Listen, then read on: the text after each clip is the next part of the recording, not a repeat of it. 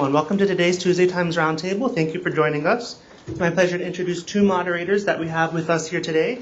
First, Dr. Krish Jayachandran, known as Dr. J, is Professor of Environmental Microbiology and Soil Science here at FIU's Department of Earth and Environment. Dr. J's current research focuses on biological control of invasive plant species in South Florida, biodegradation processes, and mitigation potential for freshwater and marine toxins. Using microbiology as a central tool, he is specialized in nutrient cycling and soil quality in wetland and upland systems, microbial diversity, pesticide degradation, and many other scientific topics. He has more than 250 publications, including 65 refereed journal articles, research reports, book chapters, conference presentations, and has been invited to give over 50 lectures. He is the co-leader of the ongoing agroecology program here at FIU, which he built with the support of the U.S. Department of Agriculture grants, totaling more than $10 million towards the research, education, training, and outreach activities as a part of that program. Also, Ms. Angela Roell is an innovative program designer and evaluator with passions for food justice and community empowerment. Professionally, she provides curriculum and program development, facilitation, and participatory evaluation services. She believes education is a tool for social justice. She teaches in sustainable food systems at the University of Massachusetts and the Franklin County House of Corrections. Their course load includes exploration in food recovery, beekeeping, cooking, and food preservation traditions learned from their own grandmother. Thank you both for being here today.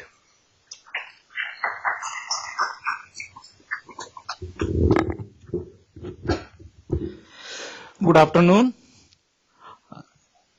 Thank you, Eric. Thank you very much for inviting us to organize this particular session. And since this agroecology and gardening and the food production is like kind of we live by every day and then day and night, and it's kind of very easy topic. It's also exciting topic to cover and then present in front of you. And also I want to welcome Angela Roell from Massachusetts, and from the right now probably single digit temperature, cold and everything. And then she is happy to be here in Miami, and she's a native of Miami and also Apiary alumni here, and so it's good to have. Again, this week is the PAW week, right? The Panther alumni week, and so it's a good thing. And tomorrow she will be giving a lecture in sustainable agriculture class. And so the format we made, I'll be talking about 20-25 minutes, walk you through our garden and food production activities, and then Angela will take over probably 20-25 minutes. Then we leave about 10 minutes for discussion. So you guys can have questions and ideas and what's good and those kind of things, open discussion. So it's very informal. This is not a serious class lecture, and I usually have different things, and this is more informal and based on the practical experience we'll be walking through.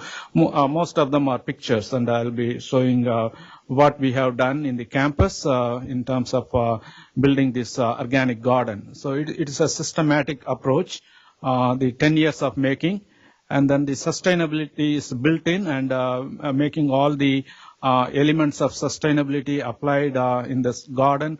And then right now I feel it's really sustainable growth, and so maybe future has to tell.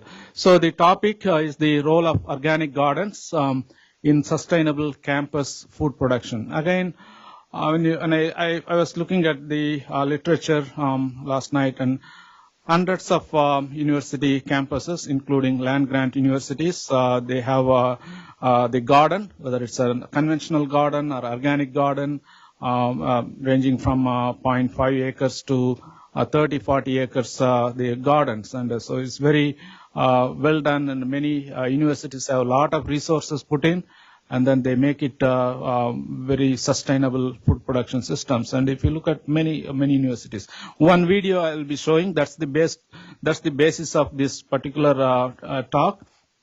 the sustainable food production systems in University of California, Santa Cruz. It's a 30 acres farm. It's beautifully done, and I've been to that farm, spent like 2 weeks there, learning some of the things, how they do, and all those things. It's a very, very interesting thing to show. So let me see here. So it's very important. Again, when you take another 35 years or 30 years, in 2050, our population is going to be 9 billion people. And then the land is limited, and Earth is not expanding or anything. And then urbanization is happening, and more than 50% of the population is going to be centered in urban areas. And so the agriculture or the food production, we have to come up with a creative way of producing food, more sustainable way, and applying all the ecological principles and everything, and make the food production going on. Otherwise, it's going to be tough, and a lot of things, land degradation and deforestation, soil erosion, all these things happening. And whatever the technology we'll come up with, it's going to be really challenging. And again, you add that climate change in that factor. And so with that, it's going to be a challenging approach to have a sustainable food production thing. And so with that, I think okay. So this is the one interesting article came up, the press release in 2011.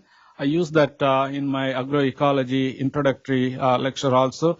It's they say about if you follow ecological practices, eco-friendly or sustainable practices in thing, you can increase the food production, double the food production things. And the same, this kind of the principles we applied in our organic garden, which is closer to the nature preserve, and that's the natural area with all the ecological principles going on, natural way. So we selected that site 10 years ago, and then that's between baseball field and then nature preserve, right across the football field. And so we started about 0.25 acres at that time, and then I'll show you some of the pictures how we did and everything. Right now we have about acre and a half or something like that, the area. And then highly there are many students use that facility to grow crops and then produce food. And so this is the ecological principles I follow, about 10 of them, like 10 commandments. Those are the strict principles. If you apply them in food production, you can increase the food production. Let me show you the video that's the basis of this particular talk. And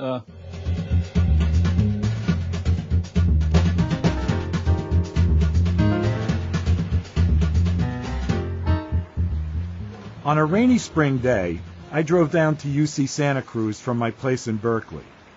My primary goal was to see their amazing 30-acre organic farm, which in certain circles is the talk of the state.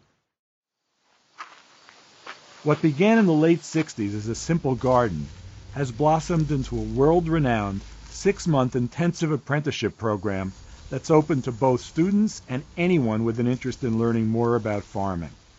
The heart of the Center for Agroecology and Sustainable Food is the Alan Chadwick Garden, but there's much more, including broad fields that are farmed both with and without machinery. I caught up with Center Director Daniel Press. I mean, one of the reasons we're here is that when I first got to California, every time you'd run into a gardener or a small organic farmer, the word Santa Cruz would come up. That's right. So yeah. you've clearly spawned hundreds, if not thousands, of people who are affecting organic agriculture in the United States all the time. We have over 1,500 alumni from our apprentice program, and then 300 to 400 undergraduates here doing this work. If we had a degree in sustainable ag, we'd have the most undergraduate majors in the country overnight. Mm-hmm. This place we're in is an ag experiment station, it's a working farm, and it's a teaching facility. It's really a people's farm. It's open. It has fierce devotion by the community. It's a lot of things to a lot of people, from preschoolers into retirement. We like to call this the mothership of organic agriculture. But it's not only about research. Some of these strawberries, blueberries, and other gorgeous produce will end up at farmers markets and in the university's dining halls. So we're going to look at the field that services the dining halls? Yeah. Well, this is beautiful. Tim Galarno, a coordinator with UCSC's Food Systems Working Group, explains how their land, the oldest organic farm on any university in the country, helps feed students and the local community. You doing real food movement here? Yes. Yeah, we are. So I started when I was an undergraduate student over 13 years ago. At that time, we had a contracted food service provider. There was a lot of interest from students to change the type of food that was available in the dining hall. And we went self-operated. And what that allowed us to do is just to start connecting to our local growers, different food vendors and producers, to establish guidelines and a different vision of our food system here. It's immediate and present, in terms of for students to better understand their connections. It's their opportunity to work the land and begin to appreciate, perhaps even a little class consciousness, how much work it takes to actually engage in field harvesting and post-harvest handling. They harvest that food, they box it, wash it, and prep it, and deliver it, and feed their peers. How many campuses in the UC system have done what you've done here and become self-reliant? Well, 8 out of 10 campuses are self-operated. And how many would you say are doing a good job of using locally produced food? Well, they all now are, I think, doing it more so than they ever were before, because each campus has to report where they're sourcing, what they're connecting with, as well as how they're educating their staff and their students around their vision and work. So it's not just about the organic food, it's about that holistic vision of how are we supporting our students and our community, and it touches on many key points of the work and the movement. That's great work. It's really great work. Yeah. A big part of the center's commitment is to grow not just food, but young farmers, which is a good thing. Wow. They're huge. Yeah. They're like plums. As these students and apprentices from the community move on to become growers, food advocates, and researchers, it's great to know that they have a deep understanding not only of techniques, but of how the food system works. It's so great. All right, we actually have to fill boxes, or can we just stand there and eat? Okay, that's very successful, sustainable food systems, starting from a local, the campus garden, and then growing food, and then able to supply the food into the cafeteria. That's the thing, and students able to enjoy the meal grown out of the garden. And so I call it a complete food systems. And so in 2011, I was there for 2 weeks, going through a workshop, learning about all these different practices. And guess what? All our breakfast, lunch, and dinner came from that the field, and all the organic. Every day is organic food, and including juices and fruits and all these things. And so it's a very, but not all campuses have that luxury of 30 acres, and also right there, like you can walk from the main campus to the organic garden, and in that University of California, Santa Cruz, beautiful campus. And so with that thing, and let me walk you through what we do at FIU, and with limited land space and all those things. But I'm very happy that we are able to get that step by step every year, and make that garden more sustainable. And these are a lot of pictures I'll be showing, and a lot of students involved. And probably I teach the agroecology course every year, and the last 10 years, probably about 350 students have gone through the course, and all the students visited the garden, and majority of them participated and grew the plants and different vegetables and everything. Particularly this last semester was really successful, the gardening effort, and once we planted, and by end of the semester, students were harvesting cucumber and other things, radish and everything. They were slicing the cucumber and eating, and able to, you can see the joy and the happiness among them, and they were exactly, oh, this is tastes delicious, and the cucumber they buy from a supermarket, and their own words, and I couldn't record those things, but it is really very exciting to hear from them, and so this is the way we are making progress. So this is the beginning at FIU. We're talking about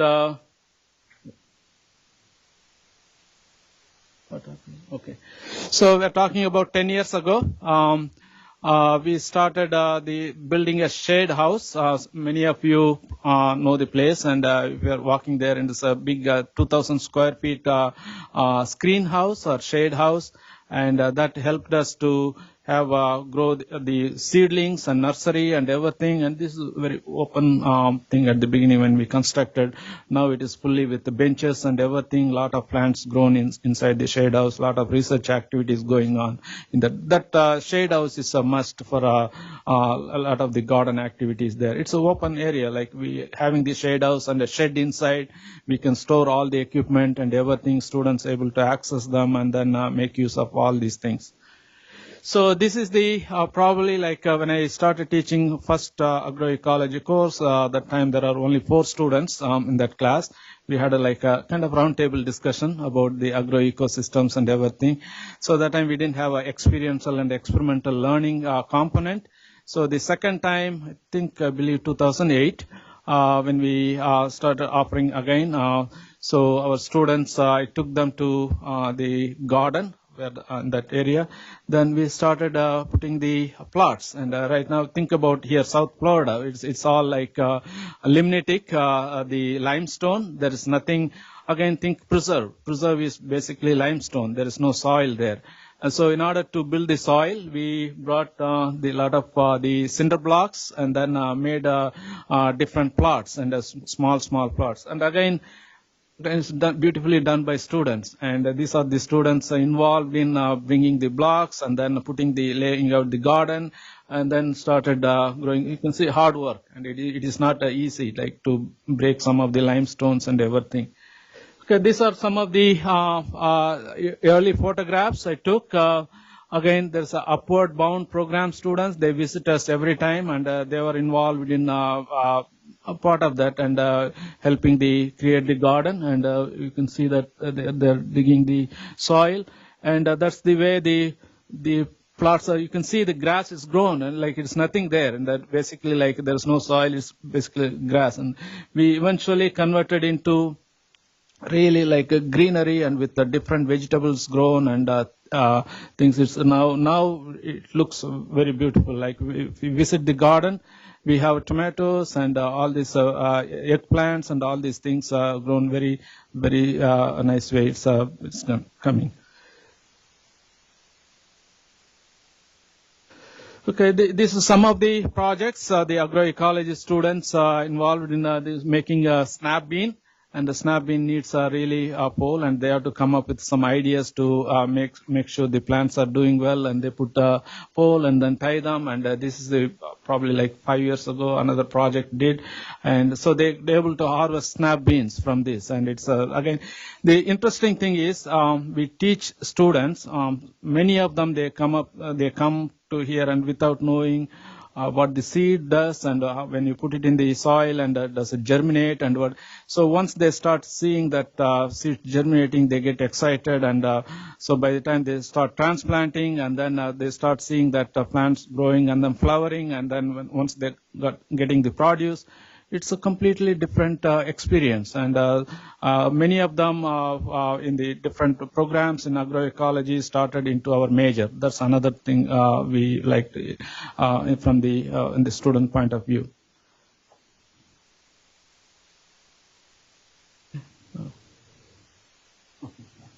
So again, this garden, along with food production and everything, it also helped high school students. And again, thinking of high school students, and every summer they come to our lab, different students, and we train them. And again, we take them to the garden.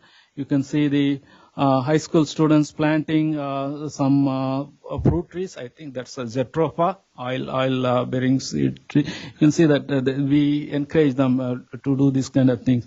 There's 2 high school students involved in soil sampling, and they want to know about the soil microbiology, what kind of bacteria there, what kind of fungi there, how it is involved in nutrient cycling, how it increases the nutrient uptake to plants, and then in turn the better crop production and everything. So we train the high school students.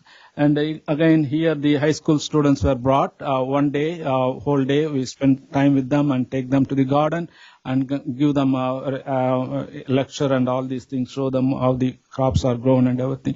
This gives a really practical experience, and we encourage them to get involved in our program. That's good. So I want to go quickly because of the time, and this is a very recent photograph last semester. Our students, agroecology students, started growing the plants, and by the end of the semester, you could see the tomatoes and the other things. There are a lot of things happening. Along with that, we incorporated experimental learning, and one of the things. You can go. So again, you can see the background with the beans and all these things going. It's a very, very nice way done in last semester, and everyone is involved. Very happy. I could see them all, 35 students, the happy face when they come into the garden activities and everything, and it's a very rewarding thing. So next one. So this is experimental learning. This actually they're learning photosynthesis and how plants, how do they grow, and basically they're able to capture carbon dioxide and then make it as a food. And so how to measure them? And so our one of our graduate students, Ariel, is demonstrating this is the way to measure photosynthetic efficiency. Student learned that the process, plant physiology. Next. Okay, and also this is an old picture. Once we have the garden produce, we kind of laid out they can take this produce and sell it in the farmer's market. So you have to be able to sell this produce. And so every Wednesday, usually in spring semester time, this time I don't know what happened, the farmer's market closed. And so for the last several years, they have been selling the produce, whatever they grown in the garden, they bring it to the farmer's market and sell. This is, I think they're making smoothies and everything and selling those things. Next. So this another component of the garden activities, compost. So compost is, again, basic principle behind organic gardening is you have to incorporate composted material. And so we teach them how to compost, different methods of compost. This is one of the simple method of composting. Now we have a bigger compost facility at the garden. And also we teach young children. And then when they come in from the schools, and here one of our garden managers in the past teaching about importance of seeds, why seeds are important, and so how to take care of those things. And seeds are the basic thing, and so you have to protect those things. And so all the kids, you can see all the how excited they are, and then learning about different seeds. This is at the garden.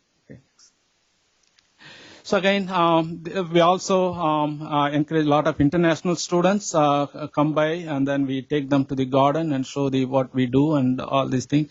This is one of the pictures, I think 2013 or so, like with our provost Ken Burton, and these are Honduran students.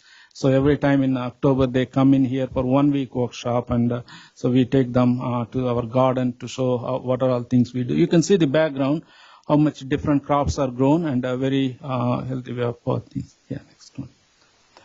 So this is not my picture, and this I took it somewhere. This is what our the end product should be, like as we do really well in the garden. So eventually we want to have a produce like that. And another one.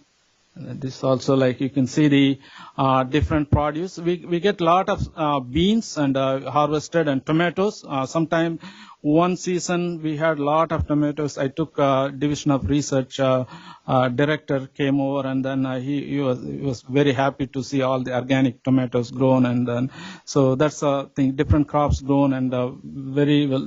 This is not our picture, and I took it from somewhere. And then so if you do if you practice practice sustainable way, very ecological agriculture, you can end up with this kind of produce, very healthy produce. Next one. So this is one thing in the future, and if we expand our garden activities, we'll have a lot of fruit produce as well. The next one. So this is to give an idea, the work and everything we did. We got the People's Award, USDA People's Award was given for the best maintenance of the garden. And so that's another thing we have. The next one. So I want to show you this video based on the 10 ecological principles, what I teach in agroecology. There are 3 or 4 students did a project. They made a video. It's a very interesting video, about 9 minutes. So what project they did and how they consider the garden is a learning place, the food production and everything. Let's watch.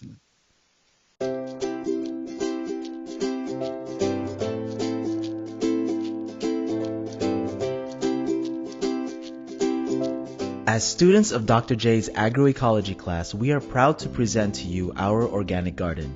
But before we dive into the details, let's start with a quick background. What is agroecology? There are several definitions of agroecology, but a good all-around explanation is the science of applying ecological concepts and principles to the design and management of sustainable food systems. So what makes agroecology so important? Well, when chemicals like pesticides and fertilizers were first introduced to farming, the industry only acknowledged the increases of crop yields, decreases in pests, and healthy soil. They failed to understand that industrial agriculture just isn't sustainable. It's reliant on fossil fuels, degrades soil and genetic diversity, causes air pollution, habitat loss, and water depletion, just to mention a few.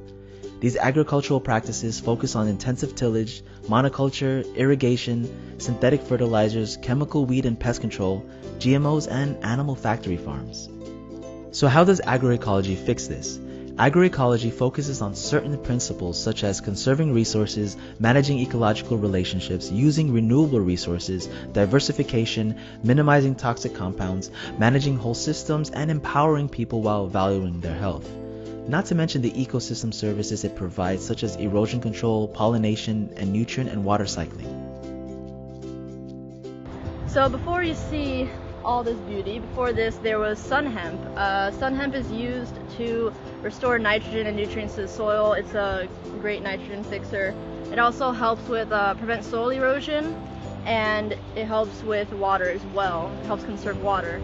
So we had sun hemp growing here before, and then once it was time to plant, we cut down the sun hemp, laid it down and dried up a little, and we mulched it into the soil. So we turned it into the soil so it would decompose there and add further nutrients and structure to the soil as well. So here we planted our cosmic purple carrots. Here are our Yellowstone carrots, and here are the red cord carrots. So these 3 are our joy choy, and these are our pak choy. Now some of our joy choy seems to be missing, just like the joy in my life. But to whoever stole our joy choy, I will find you, and I will end you. Anyways, so for our beets, we have our Early Wonder Tall Top beets right over here.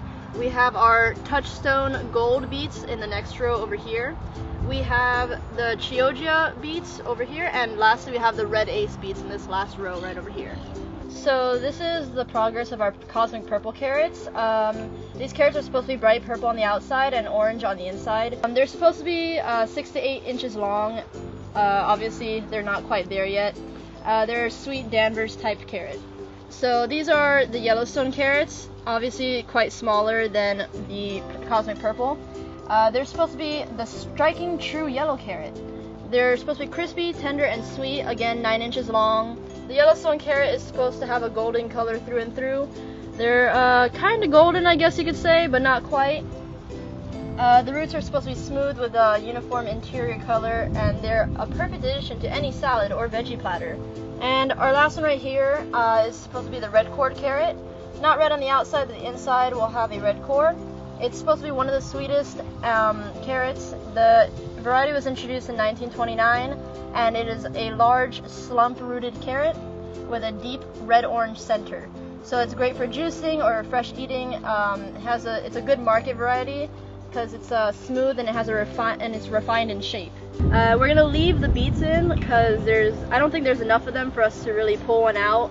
Unlike the carrots, that there's plenty of them.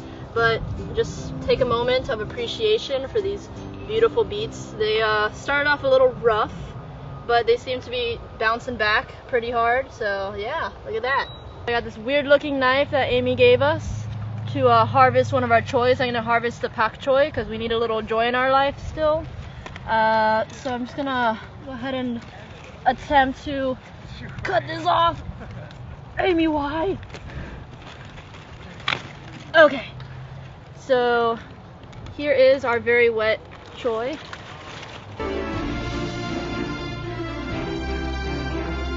Alright, so Amy left before I could go inside here, and she locked it, and I don't know the code, and neither does a bid. So we're just gonna break a couple rules here. I mean, I didn't wear this hat for nothing. So we're just gonna jump the fence. Oh my god.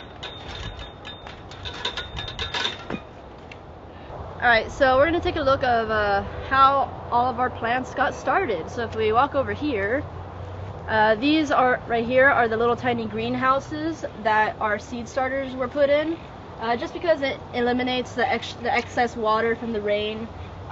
Me and Grace actually took out the sides here in garden club because it was getting a little bit too hot for the plants, so it gives some room for some temperature, adjustment, so it doesn't get too hot and it doesn't get too wet.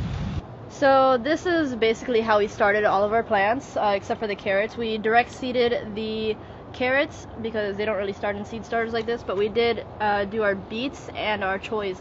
So joy choi, pak choi, and our 4 beets. We started off in these seed starters. So I'm gonna try to find some choys around here. I'm not really sure. So this is basically what our choys started out with. These are pak choys. So they started out as just little tiny plants like this, and now they're giant monsters. So this is the water pump for the organic garden, the bane of Amy's existence this semester. It decides whether it wants to work or not. It has emotions and a mind of its own, but basically to water the crops we came here, and if it was working we got to fill up the watering cans here and walk it all the way to our plot and water the plants. So here is the compost. I wouldn't say a compost bin, but the compost piles. The fresh fruits and vegetables and compost goes in this first bin, and then it's turned into the next one, and finally it finishes in the last one. So where we got all of our compost from for our bed is from that last section over there. So as you can see, you get some good nutrition from like these old choys, carrots, watermelon, peppers, pineapples. They come from FIU Fresh Food, I think it is. If you look at the one of our pak choi leaves right here, it'll show one of the problems that we were having at the very beginning with, I think it was either whiteflies or something else. But we ended up treating our plants with neem oil pesticide. So we mixed some neem oil with some water, and we sprayed the tops and bottoms of our leaves to try to reduce the pests that were eating away at our plants. You see these little trails here and the discoloration of the leaf over here. So it turns out that it worked out, so that was a good organic pesticide to use. In the beginning we also had a whole bunch of ants in these couple cinder blocks right here. We also sprayed some neem oil on them, and they're pretty much gone. They're completely gone, actually. So we treated our choys and our beets with neem oil for those pests. The carrots seem to be fine this whole time, so thumbs up for that.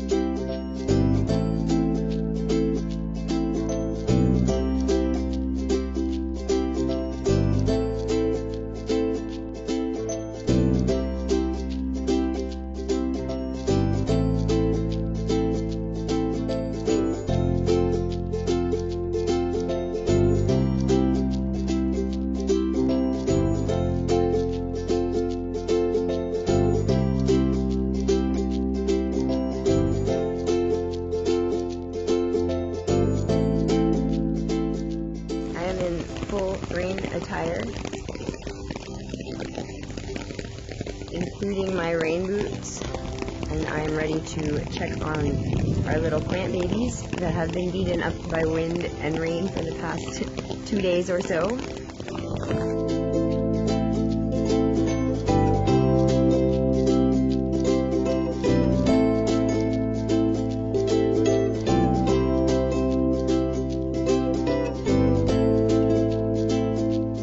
Concepts that can relate to what we learned in class to our experiential learning experience at the garden are using heirloom varieties and intercropping, as well as organic pest management, how we use neem oil in our garden. So basically what I learned from this course is that sustainable agriculture takes a lot of work, but it's so worth it. The work you put in is what you get out of it, and doing things organically, it just makes things so much better. You don't have the chemicals to worry about, you don't have any of the pesticides to worry about, and you get to farm and garden with people that you know and love. You make new friends, and it really helps build a community when you grow locally and you help other people harvest, and you do small farming, sustainable farming. Yeah, this is again, this is an acknowledgement thing, and this is not possible if we don't have a USDA grant, and all these things we could able to do because of the USDA Hispanic Serving Institutions grant, and then USDA Multicultural Scholarship Grant, and USDA National Need Fellowship Grants. And so all these grants support students, and with that support we could able to bring students to the garden, and then they get excited, and then they bring so many ideas, different ideas in the garden. They have done so far amazing job. Think about like in a acre area we could able to do these things, and if you have 30 acres with all the resources and everything, and we definitely will be doing better, and a lot of things can be done. Again, being in subtropical region, and this is the best place to grow all the tropical fruits and vegetables and everything, and it's a good thing. And so I'll stop here, and with Angela. Thanks for having me. So I'm going to shift gears a little bit and talk about educational apiaries and their role on college campuses. So along with being a program designer and evaluator, I also run a small apiary and teach part-time at the University of Massachusetts. The University of Massachusetts in Amherst is a land-grant university, and it's got one of the oldest continuous sustainable agriculture programs in the country. No pressure on my end. And it's a really powerful university doing a lot of great work. There is a sustainable garden, there's a campus farm, there's also a permaculture garden and a food for all garden, which is a garden that is specifically for growing food for donation for local food banks. And I came into the university a couple of years ago, right around the time that I had received a small grant. So I'm going to see if this works. Oh. So in the winter of 2012, I started with my partner, Yardbirds Farm, which was predominantly a mixed greens and vegetable growing farm. And we grow vegetables for restaurants as well as for market.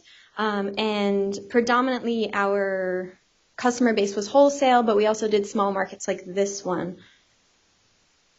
In 2015, through the Commonwealth of Mass, I received a $10,000 grant to build out my apiary. At that point, I'd been keeping bees for 7 years, and I wanted to get bigger and really try something new. So I applied for a grant. It was a matching grant, so it means that I applied for $10,000. I had to invest $10,000 of my own money into the apiary, and I started an apiary that was 60 hives.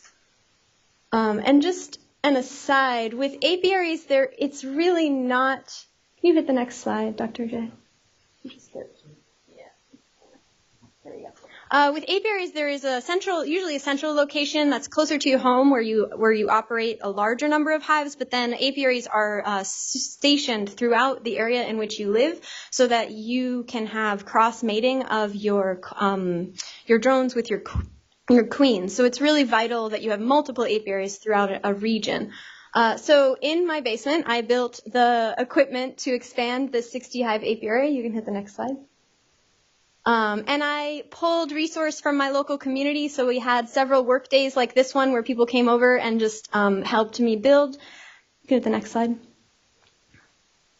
And then the spring of that year, I purchased through a partner of mine, actually in South Florida, 60 packages of bees. So that is 3 pounds of worker bees and 1 queen, and they come in these boxes. My friend met me about halfway between Massachusetts and Florida, and then I drove the bees the rest of the way up. You can hit the next one. Cool. So this is what my my apiary looks like now. This is my bees festooning. A big part of running this apiary at this size was the partnerships that I had with the University of Massachusetts, as well as my partners here in Florida who supplied me the bees, and the state apiary program. So Massachusetts started a state apiary program right around 2014, 2015, and they partnered with me. So one of my sites is at the university. You can hit another slide. This is just our brand. So we sell local honey. Next one. This is my home site apiary. So in this yard, I do most of my mating, and then I take all of my queens and I bring them out to my other out yards. So this one is actually right in my magical backyard. And we keep about 40 hives here and then site additional hives outside of this region. We run anywhere from 60 to 105 hives. It really just depends on the season and the time of year, how many we have. But many of these hives that are in these larger boxes are actually several queens, and the hive is split into either quadrants or in half. Next one. This is a picture of me doing some queen rearing. So a part of running a sustainable apiary is that you breed your own queens, and the practice of breeding our own queens happens on site in our apiary. Next slide. And then down here on the lower, on my lower left is actually one of our bred queens. So you can see she's a much larger bee. Next one. The byproduct of our queen rearing is honey and wax, and we sell that at local markets, mostly around the holiday seasons. Next one. There is some of our honey that won a state award. Next one. And we also do cut honeycomb, which is a really popular thing because not a lot of people in New England are doing it. So 2 times a year, I take bulk orders for cut honeycomb and sell it to restaurants and local shops in and around Massachusetts. Next one. And then we produce wax. So in 2015 and 16, we were producing wax and turning it into balms and products, but we actually found it was easier for us to process our wax and sell it directly to other people that were producing balms and products. So we've transitioned a little bit away from this in favor of developing partnerships with other people. This is from a market in 2015 where someone was selling some of our products. Next one. And then the other really big thing that we do at our apiary is beekeeping education. So I run my hives and breed my own queens, and then I also teach 2 practical beekeeping courses at the university where I teach all the skills that you would need to run a sustainable apiary, including queen breeding. Next one. And these are just a couple of images of me working with some of the local beekeeping clubs. So we open our apiary as well 3 times a year, and we do apiary tours, and those can be for people who've never been in an apiary before, or people who are seasoned and have specific questions that they'd like to ask. Go ahead. And these are just some of the people that were at one of our tours last April. Next one. And we do a lot of hands-on learning in this. So my objective is to get people comfortable being in hives, interacting with bees. As Dr. Jay said, sustainable agriculture is the movement, and supporting pollinators goes hand in hand with that movement.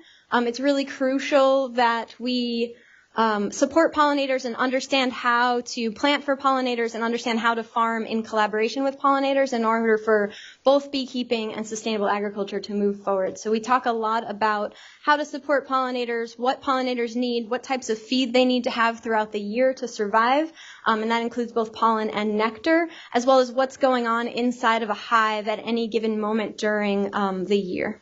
Next one. And these are just a couple of my students, many of whom are getting into hives for the very first time.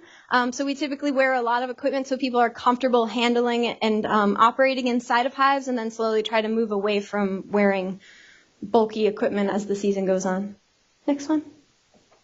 So this is one of my students doing one of her first inspections. So after we do a lot of classroom learning around biology and anatomy of the hive, I really step back and use experiential learning models to have people dive in and try to answer their own questions and do their own inspections. We use inspection sheets to keep track of what people notice, and we bring those back to the classroom to talk about. Next one. We also partner with local restaurants who use our honey products in drinks and in food, which is a great way to just get our name out into the local economy and to continue to build our brand and our partnerships.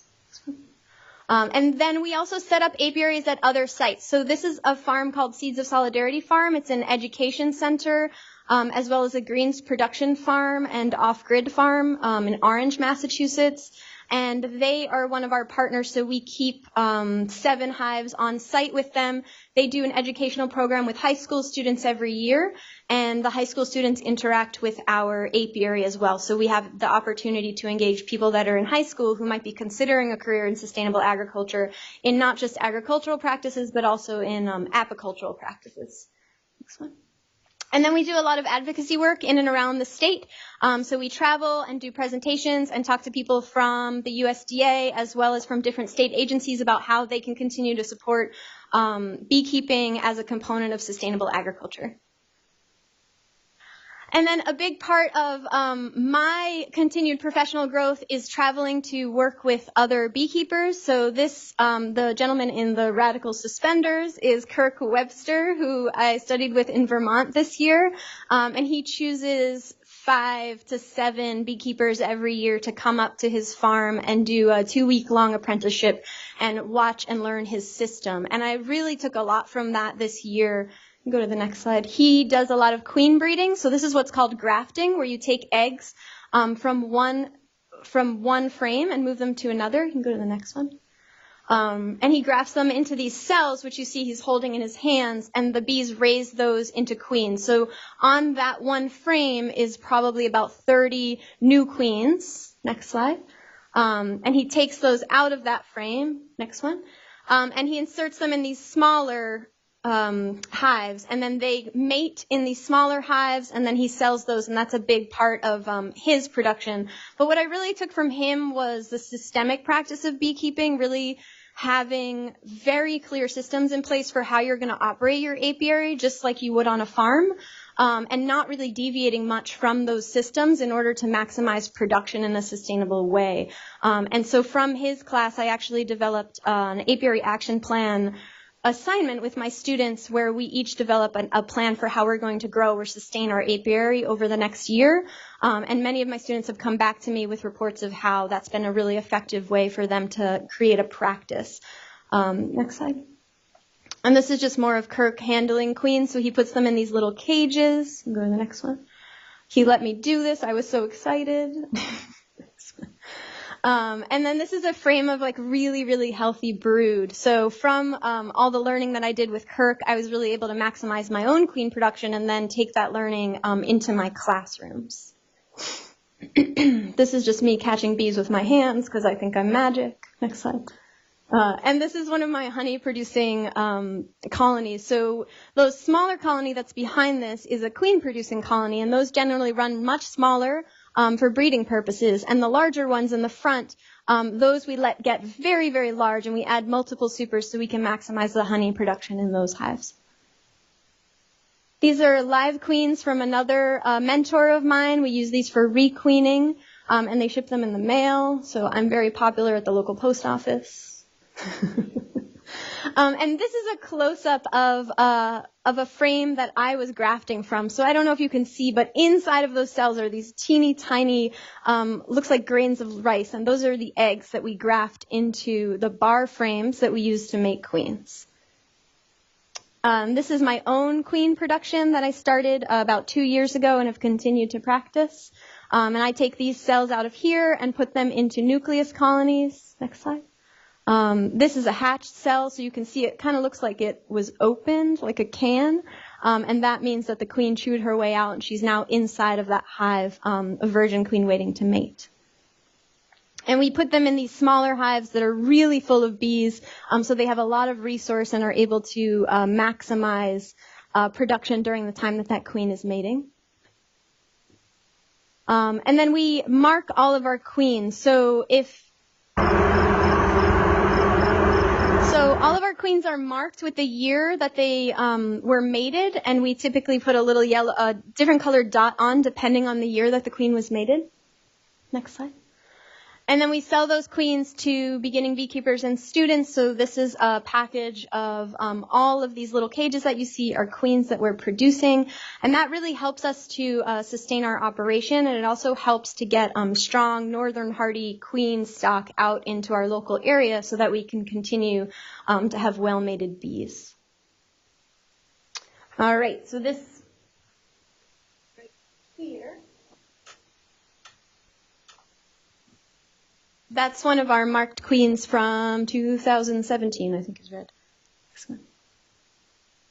And this is just a brood frame from that hive. So really healthy genetics. You can tell a brood frame is really healthy when it's completely covered like that, but you also see some of those small dots.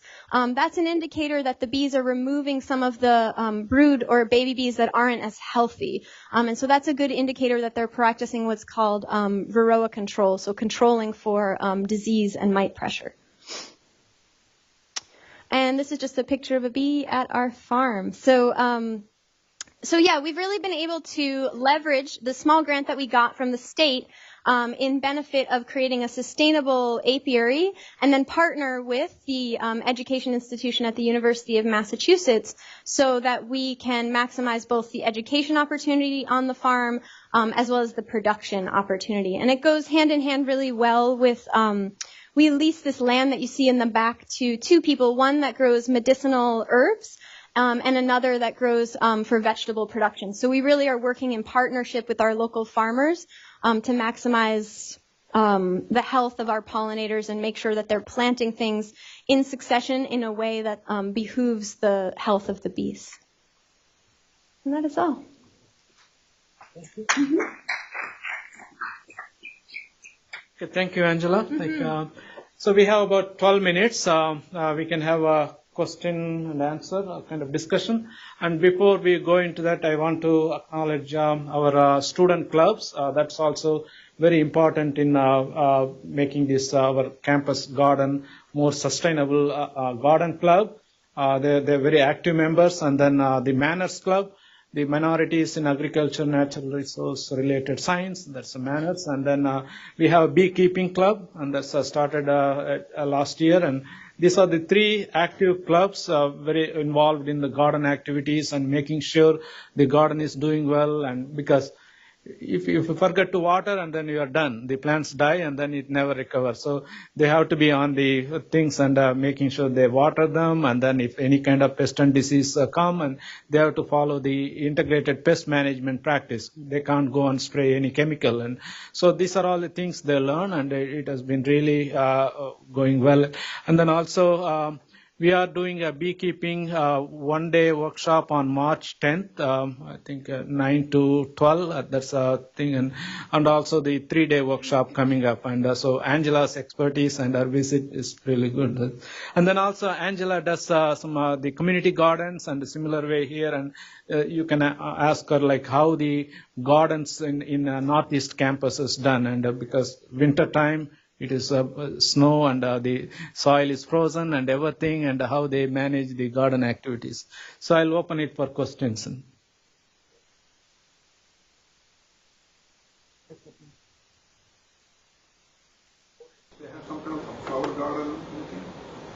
Yeah, good question. So bees forage up to 3 miles typically from the apiary, and so we, even if we were to plant acres and acres of free forage in the Northeast, because we have very limited open acreage like you would in the Northwest or in California, there's no way that we can produce enough forage for all of our bees.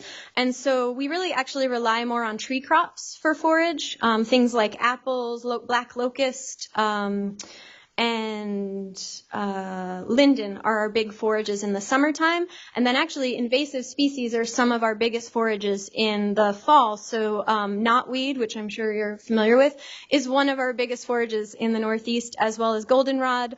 And we also rely a little bit on dandelion early in the year.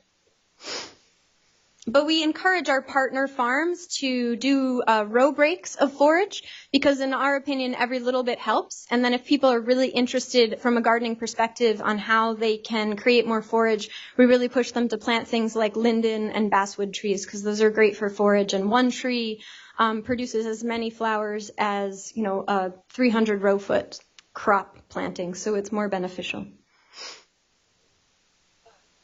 It seems like beekeeping is a very collaborative effort. You've got to interact with neighbors, and which is awesome. But do you have concerns about that one or several actors that might be spraying certain chemicals? And how do you manage for that? Are there ways to, if you have enough positive feedback around you, doing good things for bees, does it mitigate at all the alternative, more harmful practices? How do you deal with that? Yeah, great question. So in the part of Massachusetts that I live in, there's some really strict regulations on how pesticides are applied and when they're applied, and that really helps us. And actually, the bigger challenge that we have in Massachusetts in particular is people who are using pesticides on their lawns because they don't have, you have to have a license to apply pesticides on a farm. You have to do it a certain way. You get inspected every year. It's a serious business, and they don't mess around with it. And not to say that, GMO corn is not beneficial for me. I try to avoid having apiaries within 2 miles of GMO corn if I can. It's not always a reality, and sometimes I have to take that risk. But it's more for me about educating gardeners and people with lawn care about how they're applying pesticides. And that really comes into play in an educational way for me. So I do a lot of workshops. I do a lot of public speaking. I engage with the Massachusetts Beekeeping Association as well as the local associations, and we try to do a lot of outreach. We have twice a year, we have these educational public opportunities for people to come and learn about beekeeping. And over in Boston, they have a big tour to hives, which is a bicycle tour of bees. So we really try to get the word out in a way that's educational and not oppressive, I guess. Great talk, thanks. Excellent presentation. What happens to the bees in the winter because you have so much cold snow? Yeah. So winter is terrible in the Northeast. So let's just own that. Right around now is when I start to question what I'm doing with my life every year. And so the bees go into a form of stasis in the wintertime. They move very, very slowly, but they actually cluster up around the queen because she's the only bee that can't regulate her own temperature, and they vibrate, and they work collaboratively when they're doing this. So the bees on the outer edge of the cluster vibrate to keep the inside of the cluster between 92 and 95 degrees.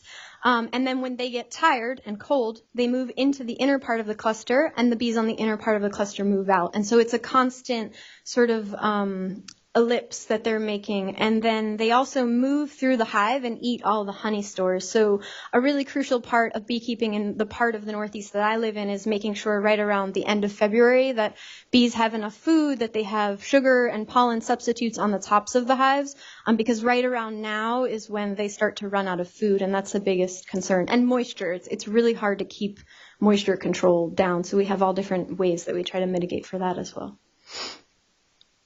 Yeah. So you're an alumni here. I don't know if you were part of the agroecology program. Mm-hmm. I'm curious to know a little bit like what your takeaways were or from South Florida, and I guess kind of in comparison or even why you went to Massachusetts. And I mean, not to get existential here, but and I guess kind of compare some of your thoughts about like, what you see potential here, kind of a little comparing. Cool. So I lived in Miami from 16 to 23. And I went to college here at FIU, and there was no agroecology program. It was just starting, so 2007, right? Yeah. I graduated in 2007, so I'm... 2006, we just did the groundwork on 2006. Right. So I missed it by a little bit there. And I did a degree in humanities, health, and ecology, so I kind of gathered my critical thinking skills and my interest in agriculture and the environment and health. And then I went on to do a lot of education based work for a while. And in 2010, 11, and 12, I was doing a lot of community gardening and permaculture-based work, and started to think about really transitioning back into the agriculture movement, which at that point was really blossoming in the Northeast. And so I was really able to root down into that movement there. What I see now is that I see South Florida having a similar blossoming now and over the last 5 years. And I think that there's a lot of potential down here for growing more food. I mean, we're really limited in what we can do and when we can grow in the Northeast, and we have a lot of technology to try to mitigate that. But our season is short, no matter how you slice it. And so what I really see is the potential for a lot more partnership between the Northeast and the Southeast over the next few years. And I think it could be really powerful both from an apicultural and an agricultural standpoint if we could figure out a way to work more collaboratively together. Questions or anything? Any comments? Did you have any pushback from the university when you first started establishing the beekeeping on campus, or how did that process work? Yeah, so I got really lucky in that right around the time I was doing my work, the state of Massachusetts was bringing back an apiary inspection program. So they hired a lead apiculturist, a lead beekeeper with a PhD, and she came in and started a program where beekeepers in the state were doing inspections. And so they wanted to set up a state apiary on site on campus. And so we were able to dovetail that with an already existing beekeeping club and start thinking about ways that we could plug that in. At the time that I came on, there wasn't a practical beekeeping class, and they slowly moved in the direction of bringing that back, and now there's 2 of those courses. One is offered online with a hands-on component, and then one is offered on campus. So there wasn't a lot of pushback. I think one of the radical things about UMass Amherst is if you bring them an idea and you can figure out the funding, you usually get a pretty excited and emphatic yes. And then you have to figure out all of the logistics and the red tape because it's a big university, just like FIU is. So that's the bigger challenge is dealing with people outside your department and dealing with the logistics and the paperwork and the applications and the grant office and all of that is more of a challenge for us. And I think I just reach for a lot of support in getting that work done because it can be a real bummer when you have an idea and a lot of energy behind it, and you have to be able to cut through red tape to get it done. Questions? And I want to pitch another thing tomorrow at 12 o'clock. Is that This is one of the very important topics as the agriculture is a male-dominated field and going to farming and everything, even in the scientists and everything is more male. So she'll be talking about women in agriculture. That's a very, very important topic. And so hope you all make it. This is in GL 100A, I think 100A. It's a good to get that thing. Yeah, we're gonna be looking at social justice and equity in the food system. So we'll talk a little about women. We'll talk about some of the work I'm doing in partnership with the university and the jail. And we'll actually do a little bit of a hands-on component where we'll start to think about ways that we can individually change the food system using a little exercise I've prepared. So looking forward to it. Thank you very much. Thanks.